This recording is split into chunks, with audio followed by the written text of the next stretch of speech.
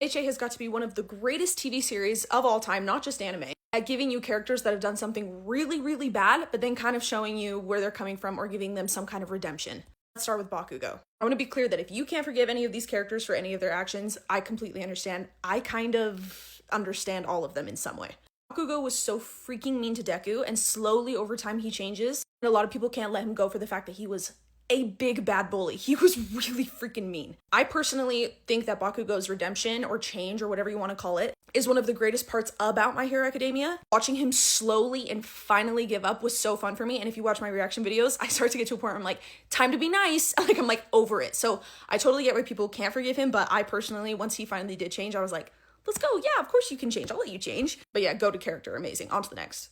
Shigaraki. Interesting. He's kind of meant to be like the main villain of the series, but he's also kind of not the main villain. It's 100% all for one. The second they showed Shigaraki's past, I was like, hold up, I do not hate this guy anymore. Of course, what he does with his choices after all of that is absolutely not okay. He's a very big bad man. And I'm not totally a manga reader, so I do think he has to die in the end regardless. But I freaking love the complexities that they added to his character by giving us the most gut-wrenching villain backstory like I've ever seen. Next, we've got Dobby. Ugh. How can anyone help but not feel bad for Dobby / Toya after seeing his backstory? This little boy is so freaking misunderstood. All he wanted was his dad's freaking love. And he was programmed into being this way. You've seen the show. Then he slowly devolves. One place that he is dead wrong is that he ran away with that and started killing people.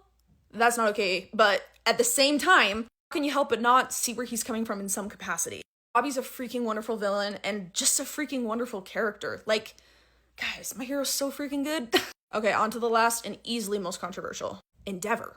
Let's keep in mind that Dobby and Shigaraki literally people, and we kind of see where they're coming from, right? Granted, we do not get a big sob story from Endeavor, and we do not know why he turned out the way that he was. Probably just human pride, which makes him way harder to like, and I totally get that. Before I hear anyone say, oh, he raped his wife, no, he didn't. Everything she did was consensual. Rewatch the show. She said she wanted to get sold. She said she wanted more kids. Does that make it right? Absolutely the freak not. Is he just as bad as the other guys in a different way? Abso-freaking-lutely. Bakugo's definitely the least bad offender on this list, but we still include him. Point being, Endeavor was a piece of shiz. He's a really, really, really bad dad, and he deserves, like, all of the bad things coming his way. But here's the thing.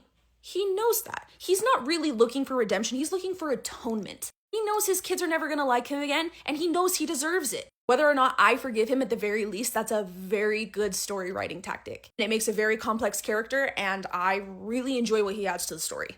Anyways, there are many others, but I want to know your opinion on these 4. If there are any that you like more than others and any you can forgive and any you can't. Let me know.